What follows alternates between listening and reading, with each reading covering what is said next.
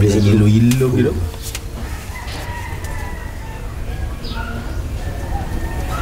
Wala naman may mama ba?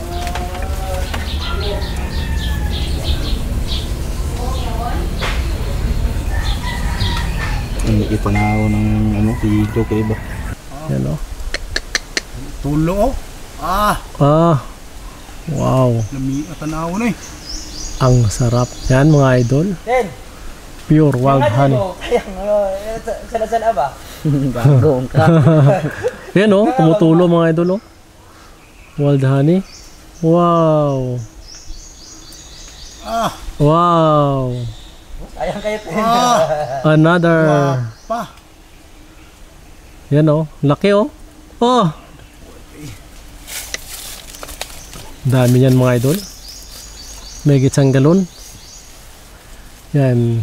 Ganyan po mag-harvest ng wild honey mga idol. Madali lang yan tingnan pero mahirap po yan siya mga idol. Sobrang taas po yan oh. Ganyan po kataas. Grabe. Yan. Nakita natin yung ano mga idol yung honey niya. May 50% siya na may takip. So meaning ano po yan siya. Punong-puno po siya ng wild honey. At the same time, yung mga walang takip, may laman din po yan siya. So, ang advantage lang ito kasi may palatay siya. Kumbaga, kung ganito yung bahay niya, dapat dito lang banda na portion yung wild honey. Tapos the rest dito is yung mga anak niya na. Ang kagandahan lang, meron siyang honey dito, tapos yung kahoy dito, yung nakadikit lahat sa kahoy is meron pa siyang nilagay na wild honey. Yung mga honeybee. So siguro mga galon din ang makukuha natin mamaya mga idol. Asa sa Balinton? So after yan, pinausukan na po yan sa dyan sa taas mga idol. After pausok po yan sa dyan sa taas, lilipat yung mga bubuyog dahil takot po sila sa usok. Kapag lumipat na po yung queen nila, susunod yung mga drones nila, yung soldier nila. Yan. After abandon na po nila yung kanilang honeycomb dito. Yan, pero dapat nila tinatanggalin yung usok kasi yung ibang kumukuha ng pollen at nectar sa mga plants, uuwi. Yan, yun yung mga darating dito. So, kailangan mausukan po yun siya para hindi po sila aggressive. Kasi kung hindi po sila na-expose sa usok, aggressive po yung mga bumalik na galing sa ibang area. So after nyan, pag nausukan lang, mag-prepare na yung team nila Edsel na para itawid ulit doon sa kahoy na yan yung tawag niyan tali kasi hindi po siya maakyat yung kahoy, hindi siya maganon sa sobrang laki. So aakyatin yan gamit yung lubid. After nyan kukunin na po yung wild honey doon kasi wala nang halos honeybee doon sa taas. Inabandonan lang yung kanilang honey. Wow. So sa ating po good strategy po ganito. Hindi po siya risky kasi syempre bago mo pa aakyatin yung wild honey, expose na sila sa usok at nabandon na nila yung area. Unlike yung iba na makita natin sa mga vlog na sulong po sila. Kumbaga, aakyat po sila, dala-dala yung usok. Pagdating nila sa taas, doon pa lang nila papaalisin yung mga bubuyog. So dito, papausukan muna natin, aakyat muna yung usok. Pag na ano na po, pag natanggal na sila or umalis na sila sa kanilang bahay, that's the time na iano pa lang siya. Aakyatin mga idol. Alright, abangan nyo po kung gaano karami yung makuha natin. Buyog pa. Ano pa? May mga bumalik. Balik ba? Balik maguna kay napay queen. Hindi na ito naman queen. Anak naman diya. Ang anak ba? Dili pa na masimutan nila. Dili ang mga nagbalik na nang kanang nagkadto sa layo ba. Tapos pag uli. Oo. Wala na ikauban mo na sila. Ayan na mga idol Yan, ini-slice yung mga bahay. Yan yung walang anak Ay, pulin na. Pulin lahat mga idol. Grabe kabigat ng pulin Yan pulin ulit yan Yan. Pulin. Grabe ang daming pulin. Ay, masarap po yung pulin mga idol. Yan, dyan Yan, mga anak naman yan dyan. Ayan. Slice lahat. Mabigat pa naman yan mga idol. Bahay, buong bahay. Yan, tinatanggal po yan sa mga idol dahil hindi naman po yan nila babalikan ulit. Yun, laglag. Yan yung mga anak, oh. Yung iba niluluto yan siya, mga idol. Wow.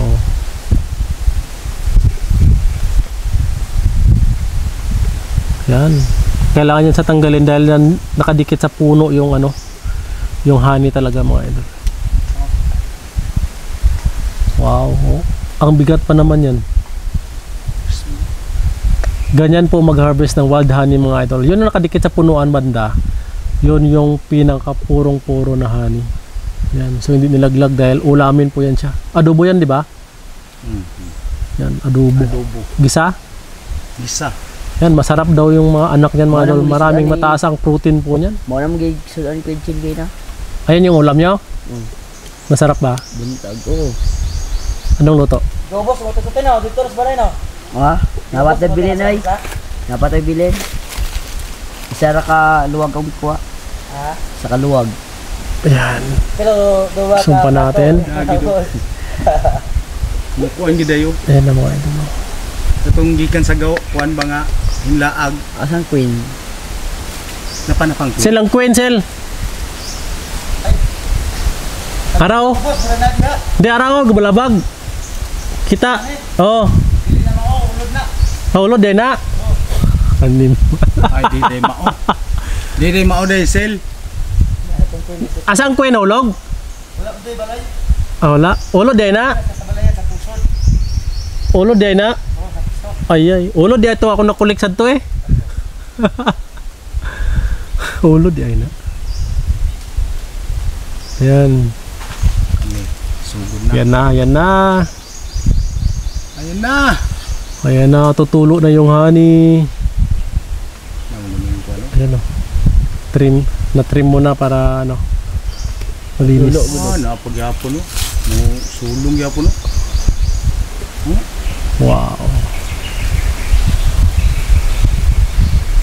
Ayan.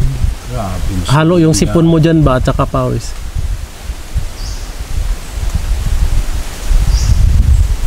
Sup-sup gyapon no. Yun. Na, sugod na. Alright. Ayan.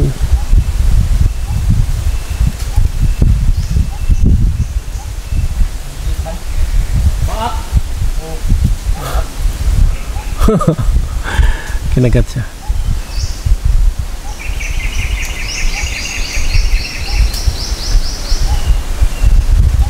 Nasa imong tiil oh.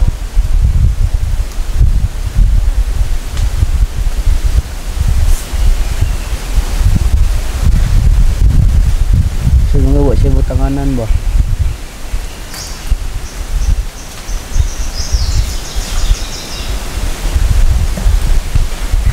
Pantaya mo lugar ko chilyo.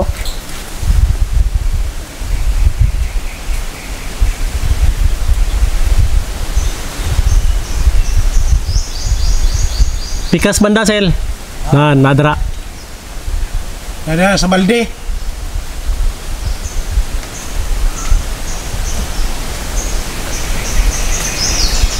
Budla yan sa no. Hindi sinsida kaya na dia balik ko. Ikan so naglaag na niya. Tapos kabalog asa ilang ka.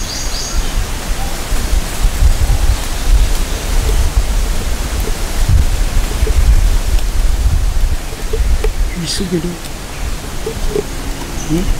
Nasa balde.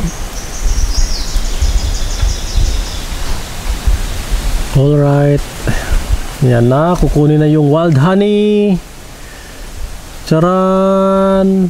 Wow! Tulo. Yan o. Tulo oh. Ah, Ah! Wow! nami tanaw na eh. Ang sarap. Yan mga idol. Then, Pure wild honey. Kayang sala-sala ba? Gagong ka. Yan o, tumutulo mga idol o. Wild honey. Wow! Ah, Wow! Ayang kayo to. Another. pa. Yan o. Laki o. Oh! Dami yan mga idol. May gitsang galon. Yan. Ganyan po mag-harvest ng wild honey mga idol. Madali lang yan tingnan pero Mahirap po yan siya mga idol. Sobrang taas po yan, oh. Oh. Ganyan po kataas. Grabe. Yan. Yan, oh. Malaki. Alright. Ah, punong-puno talaga yan, oh. Yan yung bullet banda. Ah, umuulan ng honey. Mga idol, umuulan. Tulo, Sel. Nga kwel. Ulit. De yo. Yan, oh.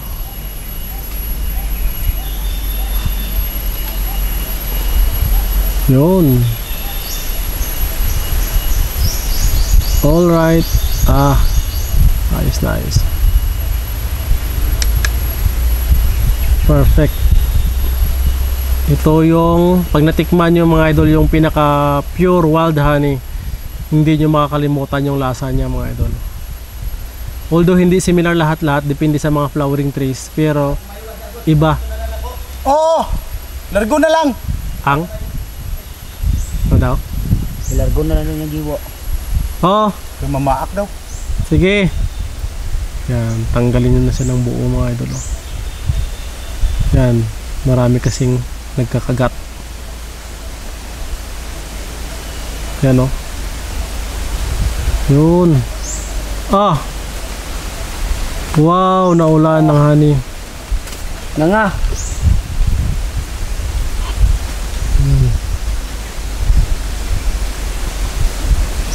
Yun, kuha na. Kunti na lang.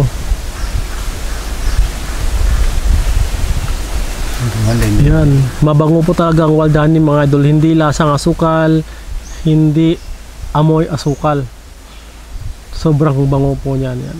Kita natin yan mamaya pag binaba. Yan, oh, wow. Siyempre, dito yung makasama natin. Yan, taran! Bente.